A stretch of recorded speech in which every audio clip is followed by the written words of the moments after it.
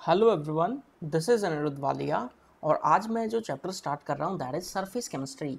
कुछ बातें आज चैप्टर का पहला लेक्चर है तो आपको ध्यान में रखनी है। सरफेस केमिस्ट्री एक बहुत ही प्यारा टॉपिक है। काफ़ी थियोरेटिकल टॉपिक है ये, यानी बहुत सारी थ्योरी है।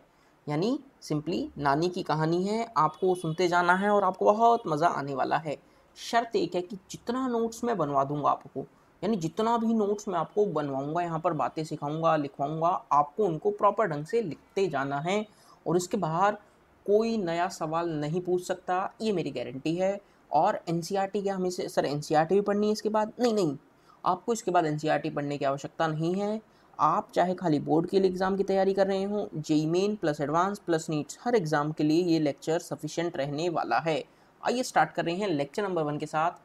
सबसे पहले कहानी को स्टार्ट करेंगे, कुछ बातें बहुत मज़ेदार। चैप्टर का नाम लिखेंगे सबसे पहले सरफेस केमिस्ट्री। सर क्या है ये सरफेस केमिस्ट्री? बताता हूँ यार, आपको केमिस्ट्री तो पढ़ना है बट खाली सरफेस पे, मतलब हाँ सर ऐसा ही कुछ। यानी it is the branch of chemistry, सबसे पहले लिखेंगे it is the branch of chemistry. आप जैसे मैं आप लोगों के लिए सारा नोट्स बना रहा हूँ, आप लोगों को भी बनाना है, शर्माना नहीं है कि सर क्या लिख रहे हैं। सब कुछ लिखना है, सब कुछ मतलब सब कुछ। It is the branch of chemistry which deals with study of phenomena which deals with study of phenomena occurring at surface। जो भी फिनोमिना, जो भी चीज़ें हो रही होंगी जो खाली आपको सरफेस पे ऑब्जर्व करनी है, या इंटरफेस ही बोल देते हैं, इंटरफेस, सरफेस और इंटरफेस।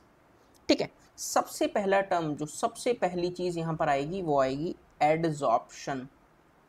नामों को बहुत ध्यान से समझना, छोटी छोटी डेफिनेशन है जो बहुत काम वाली है। एडजॉर्प्शन ये है क्या, ऐसा समझना। देखना यहाँ पर, मान लो मैं एक बॉक्स बनाता हूँ। क्या बनाता हूँ? बॉक्स। मान लो ये एक कोई भी एक सब्सटेंस है, आपने सब्सटेंस पे कुछ पार्टिकल्स खाली इसके सरफेस पे जाकर अटैच हो गए, खाली सरफेस पे जाकर इस पे अटैच हो गए। मतलब मान लो आपके पास एक लोहे का टुकड़ा है, let's say you have iron block. Iron block के ऊपर आपने थोड़ा बहुत पानी डाला, लेट्स से आपने आयरन ब्लॉक के ऊपर थोड़ा सा पानी डाल दिया। क्या वो पानी आयरन ब्लॉक के अंदर, लोहे के टुकड़े के अंदर जाएगा? नहीं नहीं सर, वो तो सिर्फ उसकी सरफेस पे रहेगा। तो यानी जब पार्टिकल्स खाली सरफेस पे अटैच हों तो हम उसको क्या बोल देंगे? एडजॉर्प्शन। देखना मैं क्या क्या बातें कर रहा हूँ। मान लो सरफेस पे जो मॉलिक्यूल्स अटैच हुए, मैं उसको N1 बोल देता हूँ। N1 क्या है? Number of surface molecules, number of surface molecules per unit volume. Per unit volume में जो खाली मॉलिक्यूल सरफेस पे हैं, मान लेते हैं यार कुछ मॉलिक्यूल अंदर भी गए होंगे।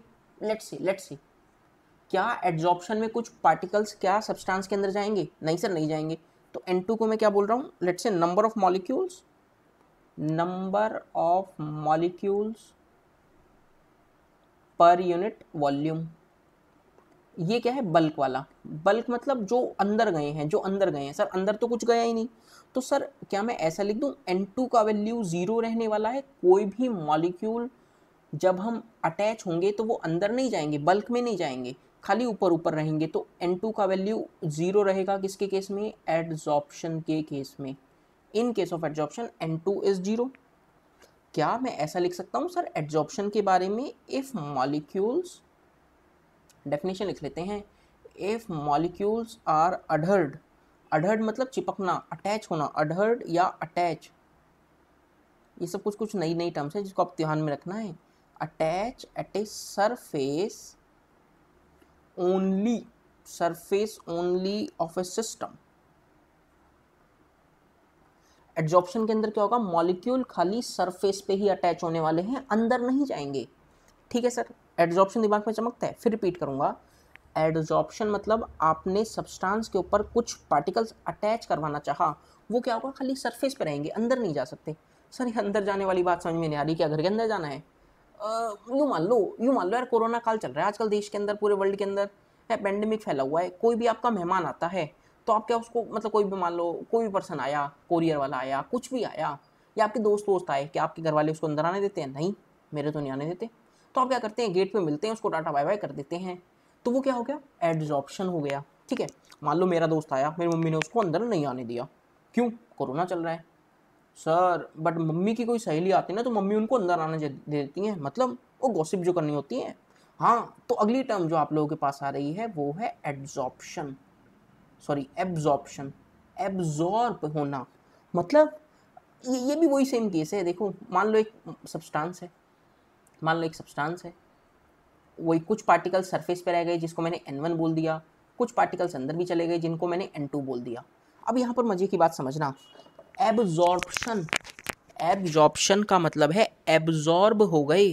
मैं बहुत इत्मीनान से पढ़ाऊंगा दोस्त, ये मानते हुए पढ़ा रहा हूँ कि सब कुछ आपको बताना है, सब कुछ सिखाना है बहुत इत्मीनान से, तो आप भी उसी इत्मीनान से चीज़ों को सुनेंगे, समझेंगे। सुनना, एब्जॉर्प्शन, एब्जॉर्ब हो जाना। सर क्या मैं ऐसी बात कर लूँ, मान लो कि यार कुछ मीठा हो जाए, हाँ हो जाए, रसगुल्ला है, रसगुल्ला, रसगुल्ले में चाशनी क्या सरफेस सरफेस पे रहती है रसगुल्ले के, या पूरा एकदम भीग जाता है चाशनी के अंदर, सर वो तो पूरा भीग जाता है। तो एब्जॉर्प्शन भी मेरे दोस्त क्या है, एब्जॉर्प्शन भी क्या है कि जब पार्टिकल्स अच्छी तरह से ऊपर भी फैल गए हैं, सरफेस पे भी, और अंदर भी अटैच हो गए हैं। मतलब जितने पार्टिकल्स सरफेस पे फैले हुए थे और जो पार्टिकल्स अंदर अटैच हुए हैं, वो दोनों बराबर रहेंगे, यूनिफॉर्मली डिस्ट्रीब्यूटेड होंगे पार्टिकल्स, और ऐसे वो क्या बोल देंगे, एब्जॉर्प्शन।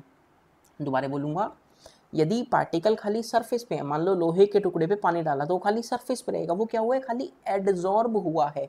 और एब्जॉर्ब होना, रसगुल्ले को चाशनी में भिगो रखा है, स्पंज को पानी के अंदर डाल दो, देखो पूरा फैल जाएगा, पूरा भीग जाएगा पानी से।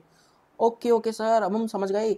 एब्जॉर्प्शन मतलब पूरा एकदम फैल जाना, पूरा एब्जॉर्ब कर लेना, और एडजॉर्ब होना यानी खाली सरफेस पे रहना। क्या दोस्त, मैं अब ये एब्जॉर्प्शन की डेफिनेशन लिख देता हूँ। क्या लिखूंगा, if molecules are uniformly adhered, यानी अटैच होना, चिपकना, adhered at surface as well as bulk of the system, मतलब जिस भी सिस्टम पे आप ये अटैच करवा रहे हैं, जिस भी सब्सटेंस पे आप अटैच करवा रहे हैं, वो एकदम बढ़िया हो गए हैं, एकदम बढ़िया से अटैच हो गए हैं, यूनिफॉर्मली डिस्ट्रीब्यूशन है इनका। N1 N2 क्या है, वही सरफेस के मॉलिक्यूल्स, ये क्या है, बल्क वाले मॉलिक्यूल्स। क्या आप एड्जॉर्प्शन और एब्जॉर्प्शन में डिफरेंस समझ पा रहे हैं? हाँ सर समझ पा रहे हैं, बहुत ही शानदार। थोड़ा सा आगे चलता हूँ, अब ये वाला बात सारा नोट डाउन करो, अब आगे चल रहे हैं, देखो अब अगली टर्म जो आ रही है जिसमें मजा आएगा आपको, डीसॉर्प्शन, या पहले सॉर्प्शन पढ़ लेते हैं। नेक्स्ट टर्म है सॉर्प्शन। ये क्या है, इसमें कुछ नहीं है,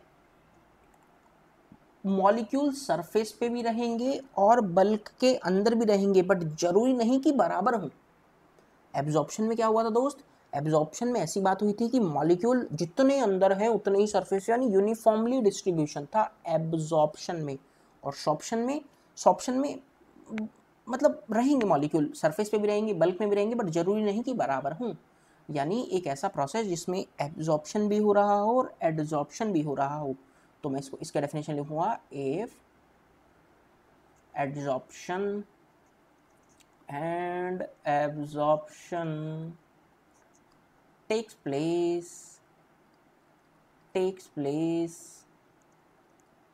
simultaneously। इस चीज़ को थोड़ा सा और ध्यान से समझना, वापस इस पे आते हैं, थोड़ा सा एक और एग्जांपल मेरे दिमाग में आ रहा है, दोबारा बताऊंगा। मान लो यार कि आपकी मम्मी ने आज मान लो डिनर में कोई सब्जी बनाई, सब्जी that you hate the most, चाहे वो घिया की सब्जी हो सकती है, बॉटल गार्ड या लौकी जिसे बोलते हैं, या टिंडे हो सकते हैं, करेले हो सकते हैं, कुछ भी हो सकता है। तो वो आप एब्जॉर्ब करोगे या बस थोड़ा थोड़ा, बस रोटी थोड़ी थोड़ी लगा के खा ली? सर वो सर मम्मी की डांट पड़ती है, बट हम फिर भी नहीं खाते, हम तो एब्जॉर्ब भी करेंगे। ओके, और वहीं मम्मी ने बना दिया आपकी फेवरेट सब्जी, या कुछ छोले भटूरे बना दिए, टिक्की छोले बन गए, समोसे बन गए, अरे सर यार भूख लगी आएगी, अभी पढ़ाई के बीच में भाग जाना पड़ेगा खाने के लिए, कहीं समोसे ना बन जाएं, तो वो क्या हो जाएंगे सर, वो तो एब्जॉर्ब हो जाएंगे, एकदम टंकी में अंदर घुस जाएंगे, अपने पेट की टंकी में। समझ गए आप डिफरेंस? एड्जॉर्ब होना यानी खाली सरफेस पे मॉलिक्यूल्स का रहना, और एब्जॉर्ब होना वो पूरा अंदर तक चले जाना। सर आ गई है, इससे बेहतरीन फील नहीं आ सकती। बहुत ही शानदार। अब रुको, तुम्हारे सारे समोसे बाहर निकालता हूँ। कैसे? नेक्स्ट टर्म पे आओ, that is desorption, that is desorption. Desorption को समझना। सर ये क्या है? यार जो पार्टिकल्स आपने अटैच करवा दिए ना सरफेस पे, जो पार्टिकल्स आपने सरफेस पे अटैच करवा दिए उनको अब हटाने की बारी आ रही है। यानी देखो मैं लिखता हूँ पहले, process of removal of an adsorbed substance from the surface on which it is adsorbed। अब यार यूँ सोचो, जो पार्टिकल्स आपने अटैच करवाया था अब उसको हटा रहे हो। Process of removal of adsorbed substance from the surface on which it is adsorbed. जिस सरफेस पे लगाया था ना आपने, अटैच करवाए थे, उनको हटाने की बारी आएगी। कैसे हटाएं? थोड़ा सा टेम्परेचर दे दो, या आपने कुछ फोर्स ऑफ अट्रैक्शन के साथ उसको लगाया होगा तो आप प्रेशर रिलीज कर दो। मतलब on which it is adsorbed, usually remove कैसे करेंगे? यूजुअली बाय हीटिंग और बाय रिड्यूसिंग प्रेशर। या तो प्रेशर रिड्यूस कर दो या फिर हीट वगैरह कर दो, जो चिपके हुए पार्टिकल्स हैं वो हट जाएंगे। 4 डेफिनेशन सीखा। अब बहुत मज़ेदार डेफिनेशन आ रही है, मतलब सुन के आपका दिमाग घूम जाएगा, बहुत आनंद आएगा। मतलब नेक्स्ट लेवल डेफिनेशन। क्या है सर, जल्दी से बताओ। कलर चेंज करते हैं, क्या करें, रेड ले लेते हैं, ये सही है यार। तो बहुत मस्त डेफिनेशन है और एक ही बार में समझ जाओगे आप। मतलब एड्जॉर्बेट, 2 डेफिनेशंस है, एक है एड्जॉर्बेट और एक है एड्जॉर्बेंट। सर ये खतरनाक सी है। अरे कोई खतरनाक नहीं है, आप पढ़ किसके साथ रहे हो, मेरे साथ क्यों टेंशन करते हो। एड्जॉर्बेंट बहुत आसान। मान लो यार, हर चीज़ को मैं रिलेट करने की कोशिश करता हूँ जिस हिसाब से आपको समझा पाऊँ बहुत ही शानदार तरीके से। अब सुनना मेरी बातों को पहले। मान लो कि यार, हालांकि आप ज़्यादा शैतानी तो नहीं करते होंगे, मुझे पूरा यकीन है, बट फिर भी मान लो थोड़ी बहुत तो कर ही लेते हैं। हम नादान हैं, हम कर देते हैं। और हमारी मम्मी हमारी बहुत अच्छे से बैंड बजा देती है ना। तो अब सुनना पहले, अब यूँ मान लो कि यार आपने मान लो आपने अपने भाई के साथ, छोटे भाई बहन के साथ लड़ाई झगड़ा कर लिया, तो अब आपकी मम्मी क्या करेगी? सर मम्मी का जो गुस्सा होता है ना, मतलब नेक्स्ट लेवल होता है। मम्मी के हाथ में उस समय कुछ भी हो, सीधा अपने ऊपर आएगा वो डायरेक्ट। चाहे वो मम्मी के हाथ में रिमोट हो, मम्मी के हाथ में बेलन तो बहुत यूनिवर्सल है, झाड़ू से तुम पिटे हुए हैं, थप्पड़ तो हमारे बचपन से लगते हुए आए हैं, सबके साथ होता है, कोई नई बात नहीं है। बस तो ठीक है। एड्जॉर्बेट और एड्जॉर्बेंट क्या है फिर? सुनो, एड्जॉर्बेट वो चीज़ है जो अटैच हो रही है, और एड्जॉर्बेंट क्या है? जिस पर अटैच हो रही है। क्या बोला? एड्जॉर्बेट वो चीज़ है जो अटैच हो रही है, एड्जॉर्बेंट क्या है? जिस पर अटैच हो रही है। सर हम समझ गए, मम्मी की चप्पल एड्जॉर्बेट क्योंकि वो अटैच हो रही है, और एड्जॉर्बेंट क्या? हमारा शरीर, हमारा गाल, मम्मी का थप्पड़ क्या है? एड्जॉर्बेट, और हमारा गाल क्या है? Adsorbent. Okay, got your feel. लिख देते हैं डेफिनेशन अब बहुत शानदार तरीके से। क्या लिखूंगा? The substance that get adsorbed on the solid surface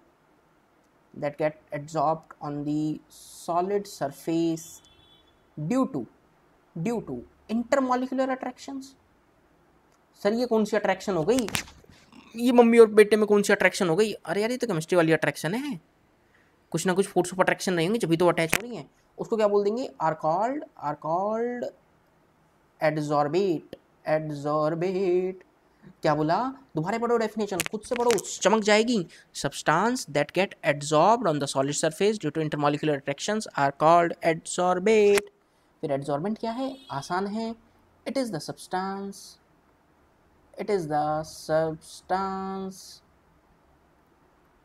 on the surface of which adsorption occurs। क्या आपने कोई इतनी बातें क्लियर हो गई हैं? हाँ सर, ये वाला बात तो अपने को क्लियर हो गया है। तो अभी तक अपन लोगों ने 4-5 डेफिनेशन पढ़ लिए हैं, दोबारा बताना चाहूँगा। Adsorption, absorption, sorption, desorption, adsorbate, adsorbent. Clear है? हाँ सर, ये बात बहुत क्लियर है। यार एक बहुत शानदार एग्जांपल मेरे दिमाग में आ गया यार, सुन के मज़ा आ जाएगा आपको। क्या सर? यार आजकल कोरोना चल रहा है, सब लोगों ने देखा होगा मास्क मास्क वगैरह पहनते हैं, मास्क वगैरह। हाँ सर, मास्क वगैरह तो सभी पहनते हैं। तो क्या आप मुझे बता सकते हैं मास्क का यूज़ क्या है? सर बाहर से जितनी भी हार्मफुल गैसेज हैं वो मास्क पे ही रह जाती हैं, अंदर तक नहीं पहुंच पाती, जो N95 मास्क वगैरह चल रहे हैं। तो ये क्या है? ये एड्जॉर्प्शन है या एब्जॉर्प्शन है? आप मुझे कमेंट करके बताएंगे। जो आप लोग मास्क पहन रहे हैं, डेली लाइफ से रिलेट करो यार चीज़ों को, दिमाग में रहेगा। वो एडजॉर्प्शन है या एब्जॉर्प्शन है? सोच कर बताना। खाली सरफेस पे अटैच हो रहे हैं या अंदर तक घुस रहे हैं? मुझे उम्मीद है आप आंसर बता देंगे, मुझे पूरा पूरा उम्मीद है आप आंसर बता देंगे। क्लियर है? अब एक कई बार है ना, कई बार है ना, छोटी छोटी ये चीज़ बोर्ड में बहुत पूछ लेते हैं, तो अपन भी एक बार लिख लेते हैं यार। बोर्ड में ना कई बार ये 2 नंबर का आता है, और जेईई मेन वगैरह कई बार पूछे तो पूछ ले, बट ना भी पूछे। क्या है सर? मैंने कहा है ना, एनसीईआरटी पढ़ने की ज़रूरत नहीं है, जितना मैं पढ़ा दूंगा मोर देन सफिशिएंट है। हालांकि ये रहेगा चैप्टर थोड़ा सा लंबा रहेगा, बट क्या है ना, मतलब थोड़ी सी मेरी आदत भी गंदी है कि जो पढ़ा रहे हैं तो फिर अच्छे से ईमानदारी से पढ़ा, यूँ नहीं कि बस ऊपर ऊपर से उड़ा के टाटा बाय बाय, यार ऐसा नहीं चलेगा। तो आप भी इसी चीज़ को ईमानदारी से लीजिए और आराम से समझिए, है ना। जितना प्यारा ढंग से मैं समझा पाऊँगा आप लोगों को ज़रूर समझाऊँगा सारी चीज़ें। Difference between adsorption and absorption. Adsorption मस्ती से पढ़ेंगे यार, कोई जल्दबाजी हुई है मेरे को कि बस ऐसे उड़ाना है, बस नहीं, ऐसा कोई सिस्टम नहीं है अपने पास। जब चैनल पे बना रहे हैं वीडियोस तो बहुत ईमानदारी से बनाएंगे ताकि सब लोगों को सब चीज़ें समझ में आए। क्लियर है ये वाला बात? लिखते हैं। देखो पहला पॉइंट तो क्या हो जाएगा, पहला पॉइंट तो आप सब लोग लिखेंगे। क्या होंगे? एक एक डेफिनेशन लिख लेना। पहला पॉइंट तो क्या क्या लिखेंगे? एक एक डेफिनेशन लिखेंगे। ओके, सेकंड पॉइंट, ये जो एड्जॉर्प्शन हुआ है, ये क्या हुआ है? एड्जॉर्प्शन। ये क्या है? एड्जॉर्ब तो खाली सरफेस पे होते हैं ना, तो इसको क्या लिखेंगे? It is a surface phenomena. It is a surface phenomenon,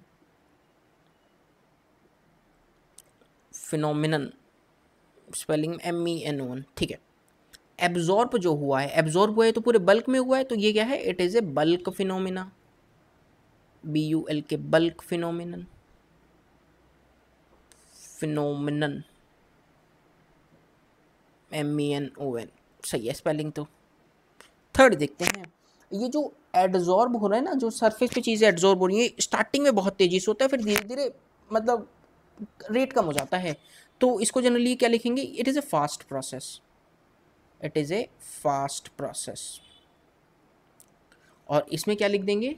इसमें हम लिख देंगे it is a slow process. It is a slow process. धीरे धीरे होगा ना, पूरा एब्जॉर्ब जो करना है। क्लियर है अपनों को इतना बात? देखो तो यहाँ पर ये 3 डिफरेंस सफिशिएंट रहेंगे अपने एड्जॉर्प्शन और एब्जॉर्प्शन के बारे में। अगला टर्म देखते हैं, thermodynamics of adsorption. Thermodynamics of adsorption, ये क्या है? आइए बात करते हैं। मान लो एक एड्जॉर्बेट था, एक एड्जॉर्बेंट था, उन्होंने आपस में मिलके कॉम्प्लेक्स बना लिया। मान लो कि एड्जॉर्बेंट पे एड्जॉर्बेट अटैच हो गया, तो ये क्या बन गया? Adsorbent complex. फिर इसमें क्या हुआ? अब देखो यार कि आपके पास ऐसा सोचना, कोई पार्टिकल अटैच हो जा रहा है, मान लो ये एड्जॉर्बेंट क्या है? जिस पर अटैच होना है। एड्जॉर्बेंट क्या? कुछ भी गैस, मान लो कोई गैस एड्जॉर्ब हो गई, कोई पार्टिकल्स अटैच हो गई। पहले ये पार्टिकल्स क्या थे? फ्री थे। जब ये कॉम्प्लेक्स बनाया तो इस पे जाके चिपक गए होंगे, इस पे जाके अटैच हो गए होंगे।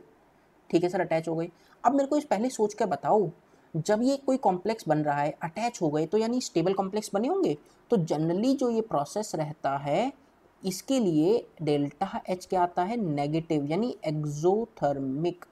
क्या बोलेंगे? एक बात जो आपको पहली चीज़ यहाँ पर दिमाग में रखनी है, पहली काम की चीज़ फॉर जेईई और NEET point of view, board point of view से वो टेबल इंपॉर्टेंट है, डेफिनेशन इंपॉर्टेंट है। यहाँ पर क्या काम की बात याद रखनी है कि एड्जॉर्प्शन जो होता है यूजुअली एक्सोथर्मिक प्रोसेस है, हीट रिलीज होती है। अच्छा अब समझना, एंट्रोपी के बारे में क्या ख्याल है? एंट्रोपी मतलब डेल्टा एस। ये क्या होता है? रेंडमनेस। पहले मॉलिक्यूल्स फ्री थे, पहले मॉलिक्यूल्स क्या थे? फ्री थे, इधर उधर घूम रहे थे। अब इस पे जाकर अटैच हो गए हैं। रेंडमनेस, उनकी जो फ्रीनेस है वो कम हो गई है, बढ़ गई है?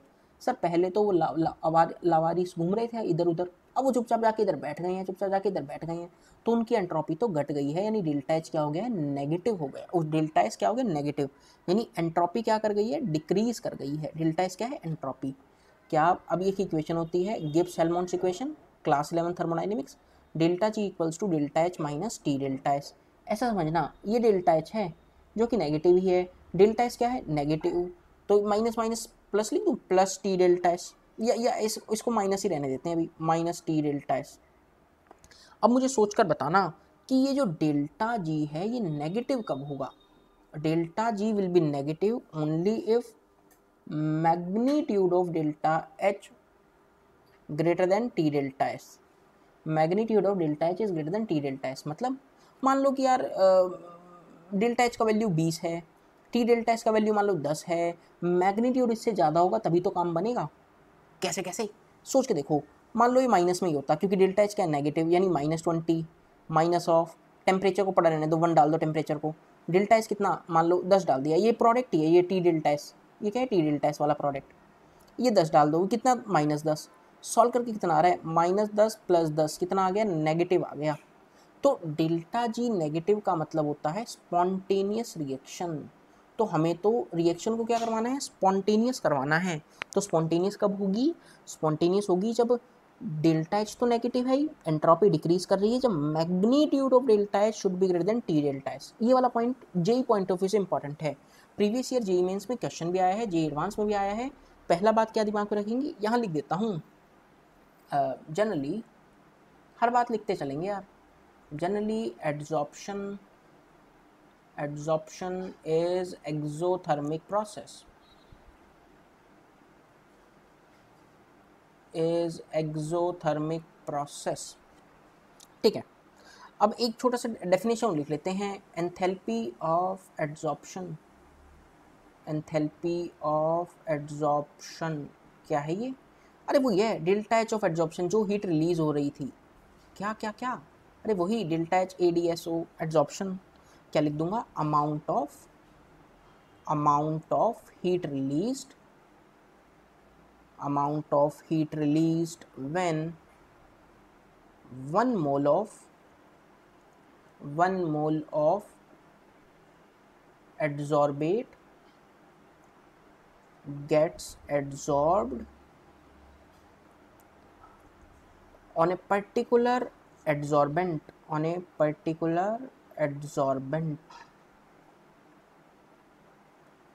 क्लियर है, इतना बात अपने को पता लग रहा है कि कितना अमाउंट ऑफ हीट रिलीज जब 1 मोल एड्सॉर्बेट को एड्सॉर्ब करवाया है, किस पे, एड्सॉर्प्शन पे, एड्सॉर्बेंट पे, सॉरी एड्सॉर्बेंट पे। ठीक है, अगला जो इंपॉर्टेंट एस्पेक्ट आ रहा है, ये वाला एस्पेक्ट है ना, ये वाला जो बताने जा रहा हूँ, स्टार्ट कर रहे हैं अपन, ये जेईई मेन बोर्ड दोनों पॉइंट ऑफ व्यू से इंपॉर्टेंट है, नीट पॉइंट ऑफ व्यू से भी। क्या है, आइए स्टार्ट करेंगे, आसान है, कोई ज़्यादा मुश्किल नहीं है। ठीक है सर, करें। टाइप्स ऑफ एड्सॉर्प्शन क्या है, टाइप्स ऑफ एड्सॉर्प्शन, आसान है। देखो अभी तक कोई मुश्किल लगा आपको, हालांकि ये थियोरेटिकल टॉपिक है, बट मैं आपको इसको बहुत आसान ढंग से, बहुत ईमानदारी से पढ़ा दूंगा, आप टेंशन ना करें। सबसे पहले 2 टाइप होता है, पहला है फिजिकल एड्सॉर्प्शन, टेबल की फॉर्म में देखेंगे हम इसे, टेबल ही बोर्ड वगैरह में भी पूछ लेते हैं। दूसरा है केमिकल एड्सॉर्प्शन, केमिकल एड्सॉर्प्शन, इन दोनों के एक नाम और हैं, नाम है केमिसॉर्प्शन, केमिसॉर्प्शन, इसका एक और नाम है, इसको बोलते हैं फिजियोप्शन, फिजिसॉर्प्शन, सॉर्प्शन, यस, नाम लिख दिया अपन लोगों ने। अब ये क्या है, फिजिकल एड्सॉर्प्शन के अंदर, पहला पॉइंट कि यहाँ पर जो फोर्स ऑफ अट्रैक्शन प्रेजेंट रहती है, फोर्स ऑफ अट्रैक्शन कैसी प्रेजेंट रहती है, weak van der Waals force of attraction present रहती है, और केमिकल एड्सॉर्प्शन में स्ट्रॉन्ग केमिकल बॉन्ड्स बनते हैं। तो पहला डेफिनेशन मैं डिक्टेट करूंगा, जो आप लोगों को लिखना है, क्या, when the particles of adsorbate are held to the surface, बोल रहा हूँ दोबारा, when the particles of adsorbate are held to the surface of adsorbent by physical forces, by physical forces such as van der Waals force, such adsorption is called physisorption, और van der वाल adsorption के नाम से भी जाना जाता है।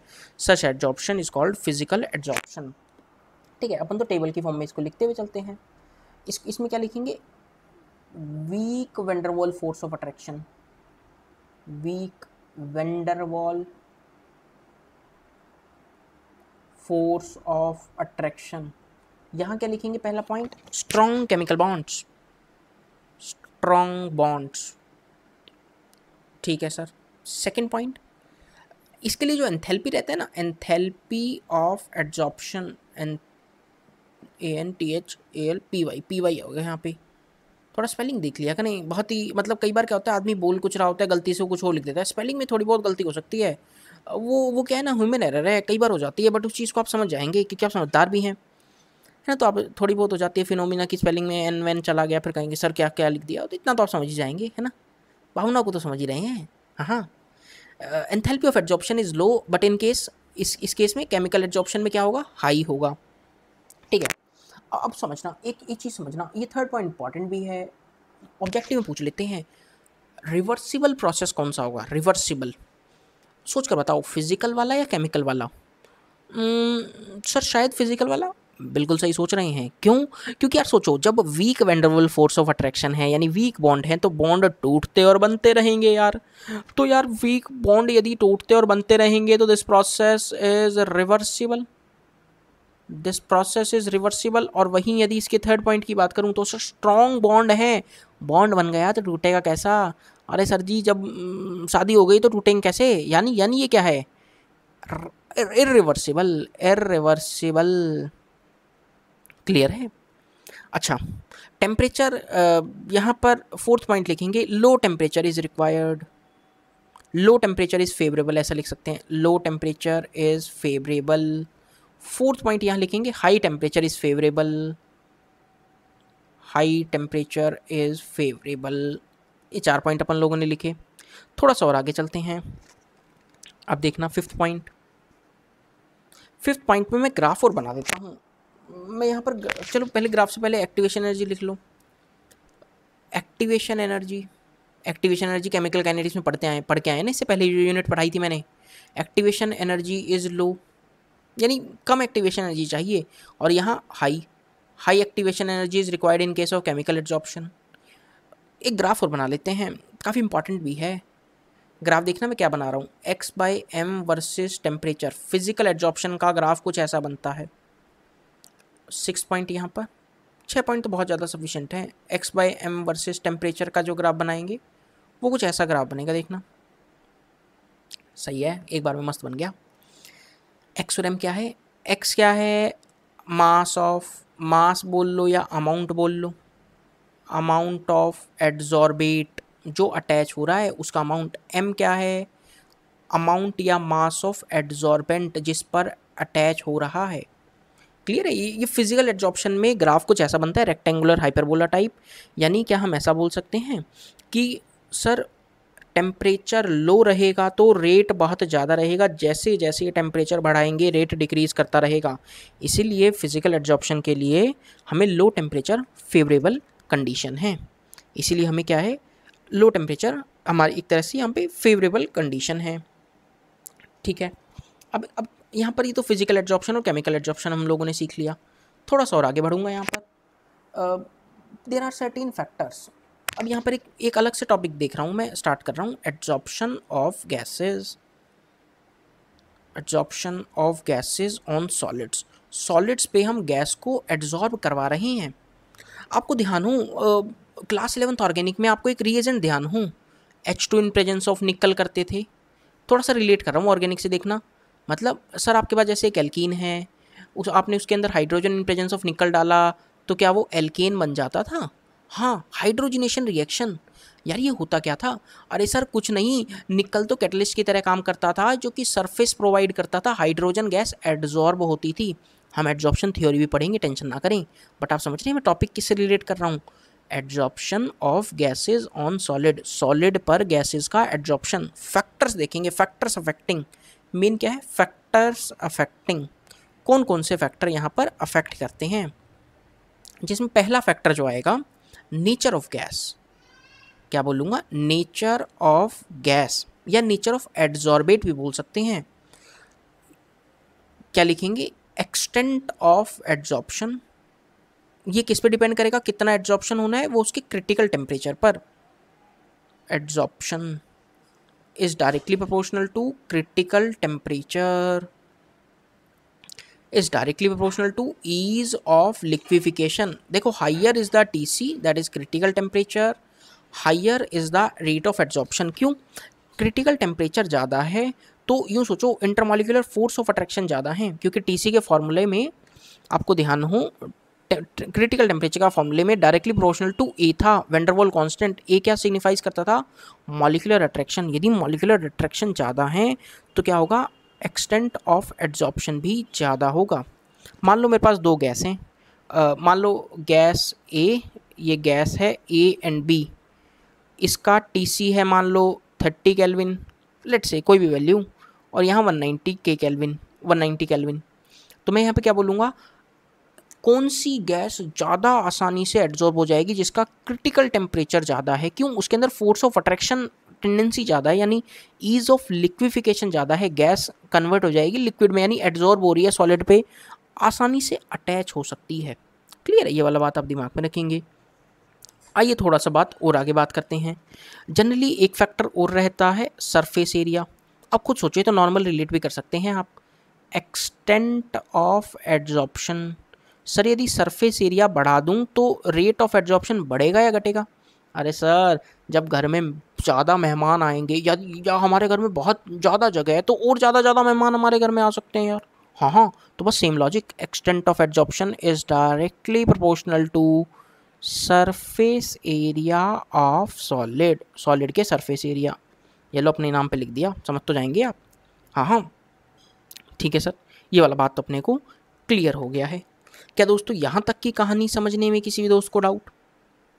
आज हम लोगों ने एलिमेंट्री स्टार्ट की है, लेक्चर नंबर 1 को आज मैंने आप लोगों के साथ स्टार्ट किया है, बट उम्मीद कर रहा हूँ जितना बात बताया आपको बहुत ईमानदारी से समझ में ज़रूर आया होगा। हाँ सर ये वाला सारा बात तो अपने को समझ में आ गया है। ओके, बहुत ही शानदार। कुछ बातें अब मैं अगली क्लास में स्टार्ट करूँगा with the Freundlich adsorption isotherm.